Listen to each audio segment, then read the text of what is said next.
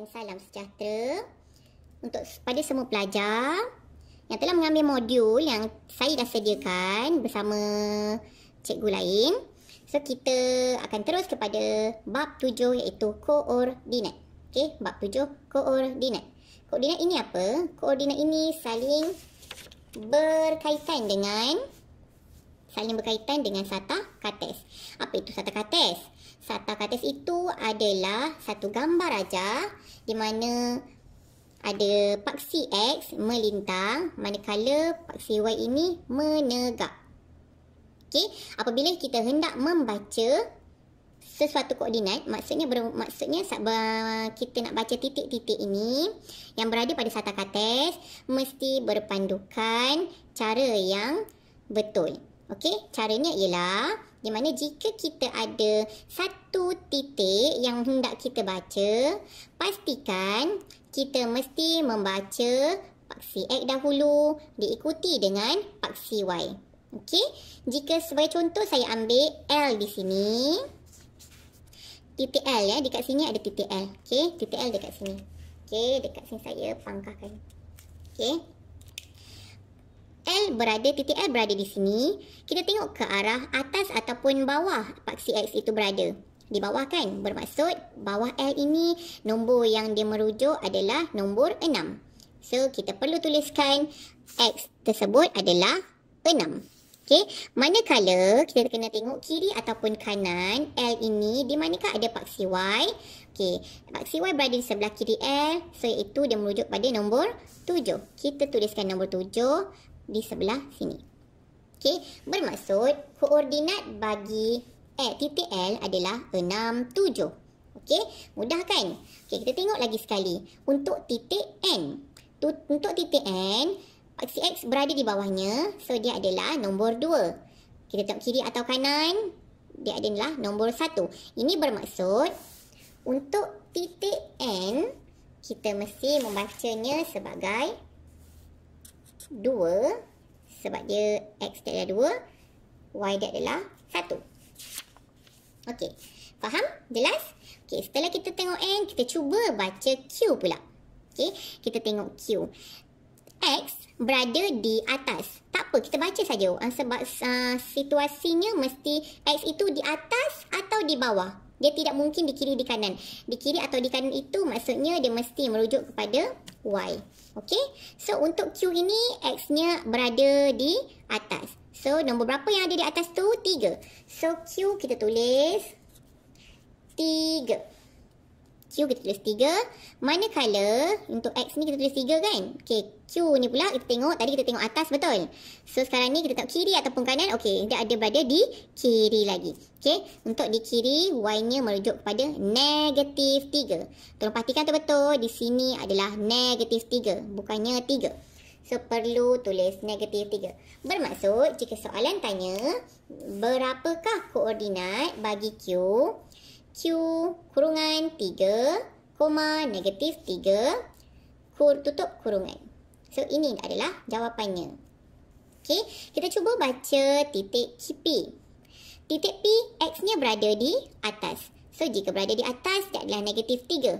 Manakala Y-nya berada di sebelah kanan. So, nombor yang dirujuk ialah negatif 4. Ini bermaksud bacaannya adalah negatif 3, negatif 4. So, koordinat bagi P ialah negatif 3, negatif 4. Mudah kan? Okey, kita dah baca L, N, Q dan juga P. Bagaimana pula kalau titik K? Masih sama juga. Cari paksi X dahulu. Tak kira dia berada di bawah ataupun di atas. Kamu baca saja nombor yang berada di bawahnya, di paksi X tersebut ataupun di atasnya. Okey, oleh kerana K, situasi X-nya berada di bawah. Kita tengok nombor yang sebaris bawah ini di paksi X adalah negatif 3. Ini bermaksud K ialah negatif 3. K adalah negatif 3. So, negatif 3. Y-nya ialah sebelah kanan. So, 8. Koordinat bagi K ialah negatif 3, 8. Okey, inilah caranya. Okey, faham? Dan akhir sekali kita cari titik M. M, tengok dia punya paksi X berada di mana? 1. Manakala M, Y-nya berada di 4. Bermaksud M koordinatnya ialah 1, 4. Okey. Dah selesai. Mudah kan? Okey, seterusnya kita akan sambung. Bagaimana kita nak kira jarak 2 titik? Okey, jarak 2 titik. Kita tengok contoh. Pertama sekali, jarak 2 titik ini kita kena tengok jika titik itu sebaris melintang ataupun menegak. Jika kita tengok contoh di sini ada 2 titik, iaitu titik A dan titik B.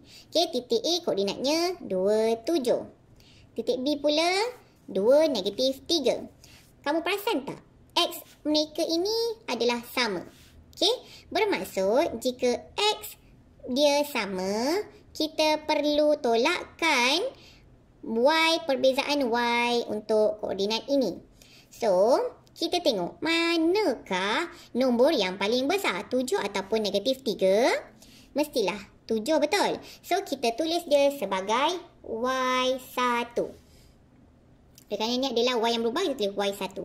Manakala untuk -3 ini, dia nombornya lebih kecil, kita tulis Y2. Okey. Bagaimana nak cari jarak 2 titik? Y1 ditolakkan dengan Y2. Dapatlah 7 tolak -3. Tekan kalkulator, 7 tolak kurungan -3, kita dapat 7 tambah 3, dapatlah 10. So, kita tak ada 10 cm tetapi kita tulis ni sebagai 10 unit. Okey, kita tengok contoh seterusnya. Untuk titik seterusnya adalah titik I dan titik J. Okey, seperti biasa kita tengok 2 titik ni. Ada tak persamaan mereka? Ya, ada pada titik Y. Pada titik Y, persamaan dia adalah di titik 9. So, kita tidak perlu membuat apa-apa. Okey? Okey. So, untuk titik yang berbeza adalah di titik paksi X. Kita namakan dia paksi X1 ataupun X2. Tadi kita namakan Y1, Y2 kan sebab dia yang berbeza. So, di sini Y yang kita kekalkan sebab tak ada perubahan. So, kita tengok X1 atau X2. Okey, nombor 3 dengan -5. 5 mana lagi besar? Sudah tentulah nombor 3 walaupun dengan angka 3 tetapi ini menunjukkan sign negatif. Sign negatif menunjukkan kurang daripada kosong. Bermaksud dia lebih sikit daripada 3. So, kita tulis sini sebagai X1. Sini sebagai X2. Kaedahnya sama juga. Seperti tadi kita tolakkan Y1 tolak Y2 kan. Tapi di sini kita tolakkan X1 tolakkan kepada X2. Okey, X1 kita adalah 3. Kita tolakkan dengan -5. Bermaksud 3 tambah 5. Okey, negatif dan negatif dapat positif kan. So, 3 tambah 5 dapat 8 unit. Okey, mudah kan? Okey, seterusnya. Okey, seterusnya kita pergi kepada soalan. Okey, kita cuba. Jom kita cuba. Okey, pertama sekali nyatakan koordinat bagi P, Q dan S. Okey, bagi titik P, seperti yang saya ajar, tengok paksi X-nya. Paksi X-nya berada di bawah. Menunjukkan angka berapa? Tak ada angka di sini betul, tetapi oleh kerana skala ni adalah skala 2, so dia punya skala 2, 4. Okey, so di sini mestilah angka -3. Maksud P di sini adalah X-nya -3. So, kita tulis dulu -3. -3, dah tulis. Kita tengok paksi Y dia. Paksi Y-nya ialah berada di mana? Di bawah 6 dan atas 4. So, di sini adalah angka 5. Bermaksud Y menunjukkan angka 5. Koordinatnya ialah -3, 5. Okey, seterusnya kita tengokkan Q. Soalan Q. Q berada di titik mana? Okey, Q berada di titik mana?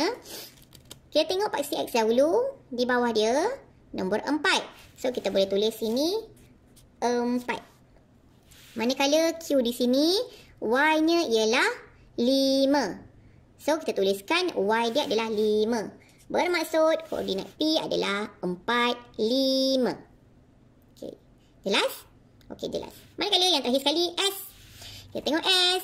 S berada di mana? S berada, X-nya berada di 5. Manakala Y-nya berada di negatif 1.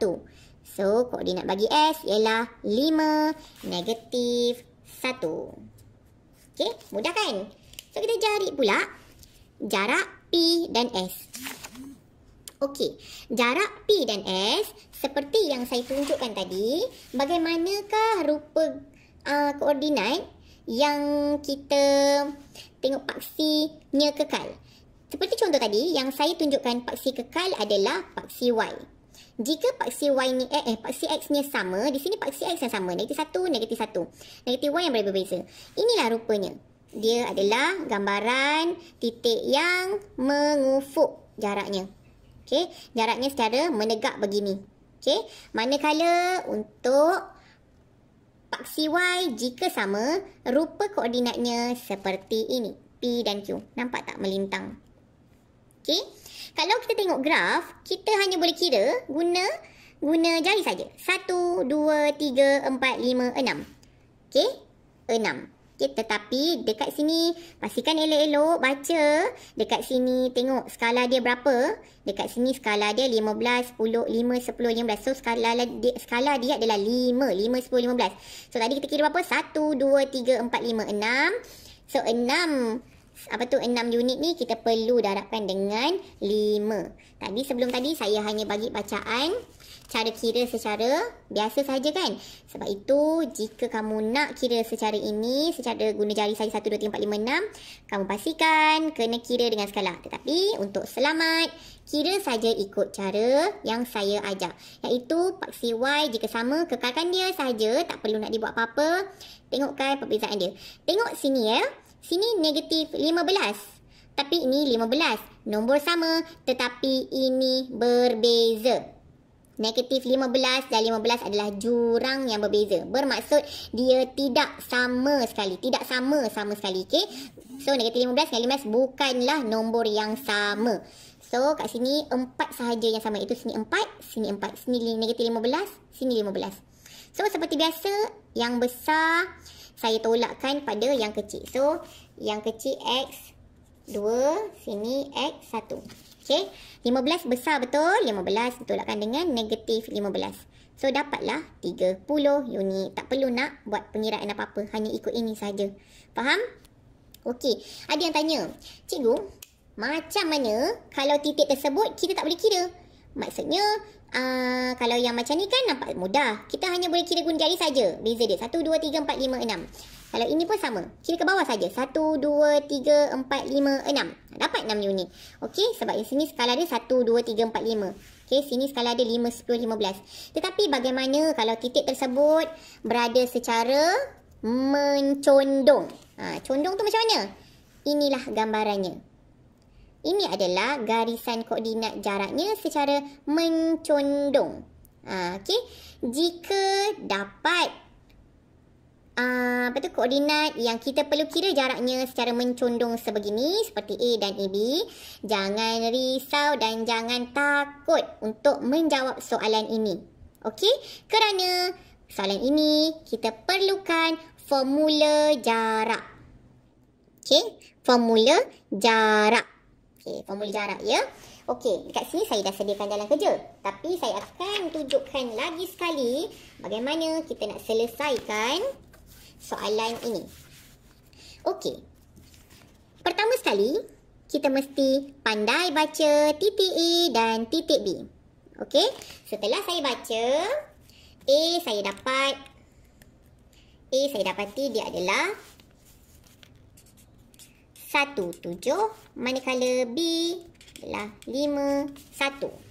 Okey, ini adalah bacaan untuk di atas ini. Okey. Apa yang perlu kita lakukan? Kita perlu menulis X1, X2, Y1, Y2. Kalau kamu tulis B dahulu, baru A, kamu nak ambil jarak B, A, kamu mesti letakkan B di hadapan, A di belakang. Tetapi untuk pengetahuan kamu, kalau kamu letak B, jarak B ke A A ataupun A ke B, jarak jawapan yang kita akan dapat adalah sama. So, tak ada masalah. Kalau kamu nak letak B dulu, A di belakang, tak ada masalah. Kamu boleh gunakan sahaja. Okey, tapi kamu jangan alih-alihkan setelah kamu letakkan sebegini. Okey, kita dapat A 17, B 51. Sekarang kita nak buat apa? Namakan koordinat tersebut. Okey, namakan dia.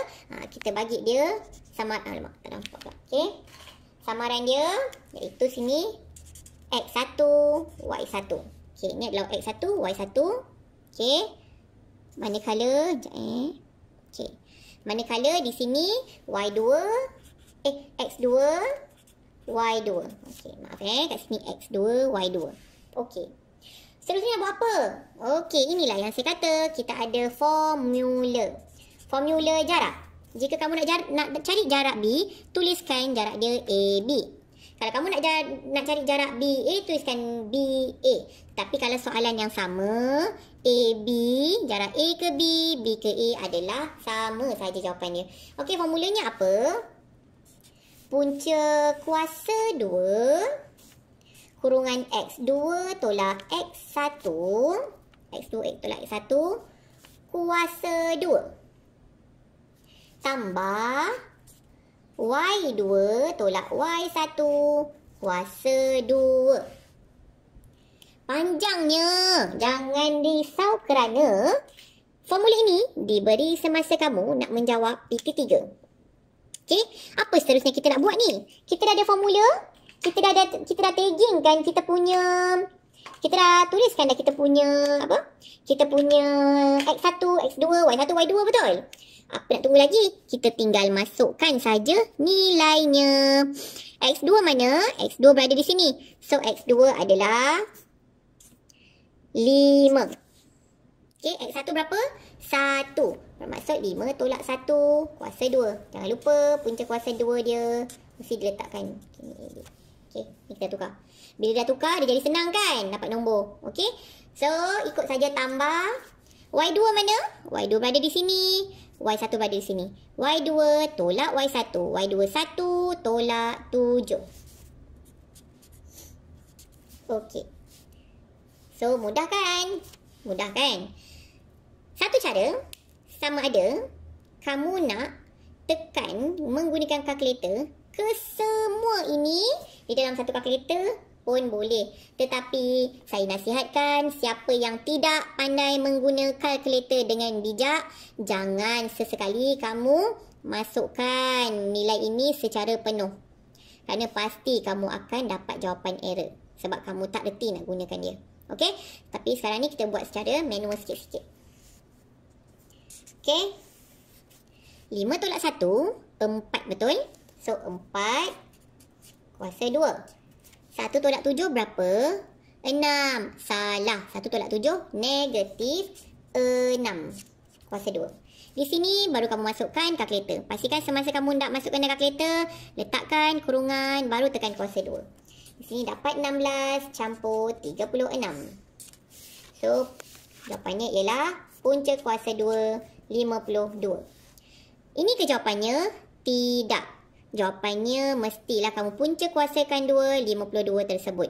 Berapa punca kuasa 2, 52? Tekan saja kalkulator. 7.21 unit jaraknya. Mudah kan? Mudah sahaja. Okey. Dan yang terakhir sekali, topik yang paling terakhir. Nampak tak sekejap je kita belajar koordinat kan? Dah habis dah pun. Okey. So tadi kita dah reti kira jarak. Sekarang ni kita nak baca pula, kira pula macam mana nak kira titik tengah. Okey. Jika kita ada satu jarak, iaitu jarak AB, bagaimana kita nak pastikan, kita nak tentukan jarak yang berada di titik tengah? Ini menunjukkan situasi di mana jika kamu berada di bandar A, kawan kamu berada di bandar B, kamu hendak berjumpa bersama. Di manakah lokasi yang paling dekat bagi kamu jumpa untuk secara adil untuk siapa yang duduk A dan duduk B? Sudah pastinya mestilah koordinat di titik tengah ini, betul? Ya. Untuk secara menegak, mungkin mudah kan kita nak cari titik tengahnya.